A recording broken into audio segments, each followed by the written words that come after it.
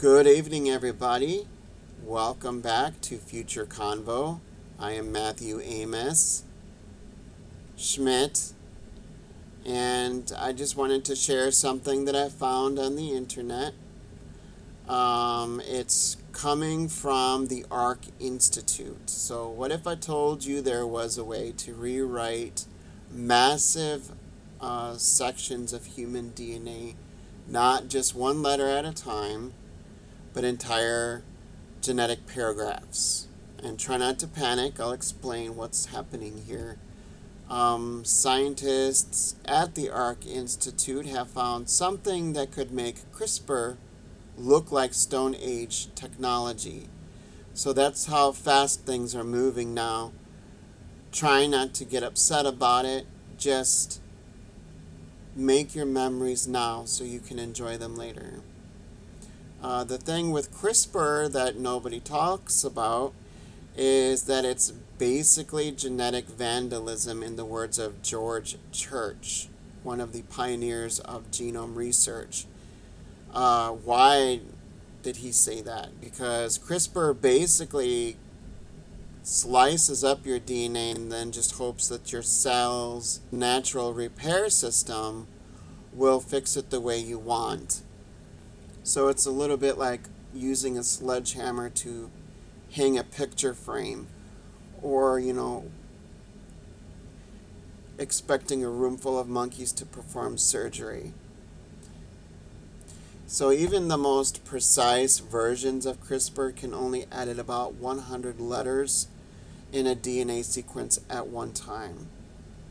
But often it's limited to just one letter. So the problem with that is most diseases that are being encountered are not caused by one single typo. It's caused by complex patterns spread out across millions of DNA letters in your 3 billion letter genome. So this revolutionary system that they've discovered in bacterial jumping genes, if you remember hearing about that, it was a lot of activity regarding this topic in the news last month, and I didn't quite get at that time why they kept harping on it. But apparently they studied this and are using it to our advantage. Why not, right? Because this planet was given to us and we were told to make use of it. So I believe this is like a learning center. I discussed this with someone last September, actually. This is like a learning center, in my opinion, because we are children of God, and He wants us to learn. And so this is part of the process, in my opinion. So this revolutionary system is based on bacterial jumping genes. Unlike CRISPR's single target approach, Bridge RNAs can simultaneously recognize 2 different DNA locations and perform coordinated rearrangement between them. So it's kind of like when you're doing a document in Word, and you can do like this find all and replace. That's what they're doing. So in a single seamless operation. So the ARC Institute researchers are not doing it like the old CRISPR way, which is like using a typewriter with correction fluid. Bridge RNA is like having full copy-paste functionality. So this isn't just theoretical. The team has already demonstrated that they can correct the DNA repeats that cause Friedreich's ataxia, a devastating neurological disease. So that's 2 diseases in 2 days that I'm understanding. Okay, so the same approach could work for The same approach could work for Huntington's disease and other repeat expansion disorders that affect millions worldwide. Here's what makes this truly revolutionary. They are combining Bridge RNA with EVO, their DNA foundational model, to create what they are calling a full Turing machine for biology. EVO designs the optimal healthy DNA sequence, and Bridge RNA seamlessly writes these changes into exactly the right place in your genome. Pretty incredible, right? I think that's pretty awesome. We're witnessing the birth of true genetic redesign, not just editing. It's a good thing. I know a lot of creationists are panicking right now, but curing disease is not wrong. They asked Jesus, if you remember, why do you heal on the Sabbath?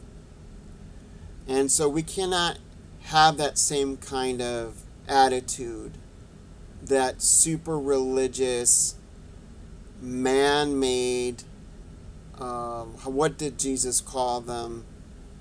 They're just rules made up by mankind. They have nothing to do with God. And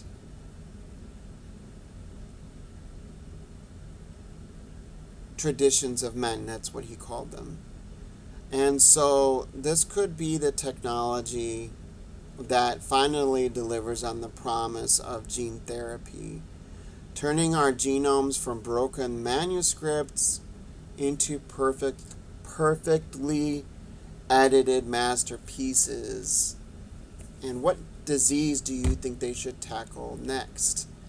Let me know in the comments below. Some fun facts that I found. The human genome has 3 billion base pairs. CRISPR limits to 100. Bridge RNA can edit up to 1 million bases, and it's just part of this evolving timeline. Oh, I said the E word, I'm so sorry. This is good. We all know that our species fell and that we dragged creation down with us. And so this is a way to correct the damage that we caused. And I cannot fathom why that would be a problem with God. Now, I'm not into like sewing on animal ears and stuff and forcing people to make changes to their bodies.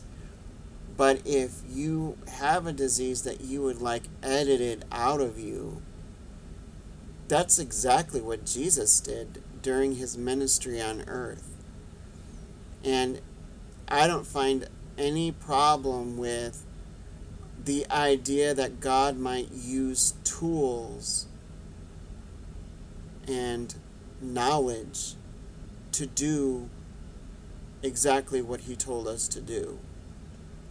And that's why he gave us our brains, why he gave us this earth and everything in it. The herbs, the plants were given as medicine, remember? And the signs in the sky were for helping us figure out time. And so everything here is a lesson. It's a learning center.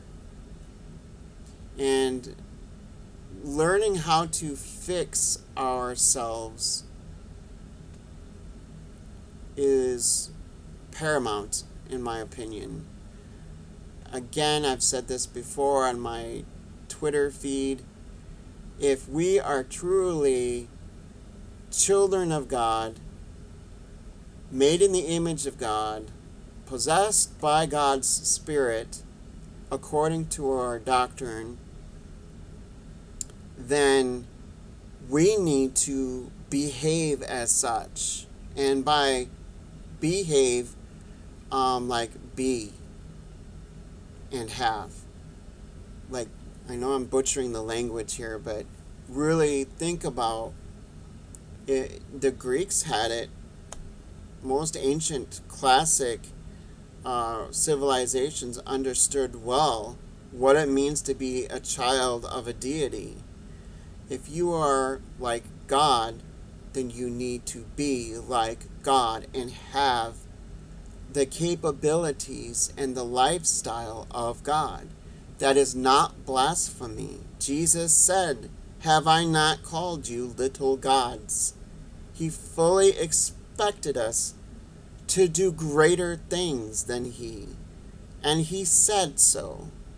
So don't be afraid of what's happening. If you've ever taken an aspirin, you ever had to get a pint of blood after an accident, you ever had to have a bone mended, a transplant, all of these things are totally normal. So this should also be normal. So if you get a document that you're being asked to sign, you're going to scrutinize that, right? And what is the normal behavior when you find an error, or even if you make an error on your own part, like you write in the wrong date or whatever, the wrong address, you draw a line through it, you initial it, and you write the correct information. When you're coding a computer program, you're doing the same thing. And that's what we're talking about doing with the human body. There have been errors inserted by viruses and by time that don't belong there, and they cause grievous injury to the person suffering from a condition. And this is a way to fix that. There's nothing wrong with that whatsoever. And we should embrace this as Christians. So that's really all I wanted to say for now.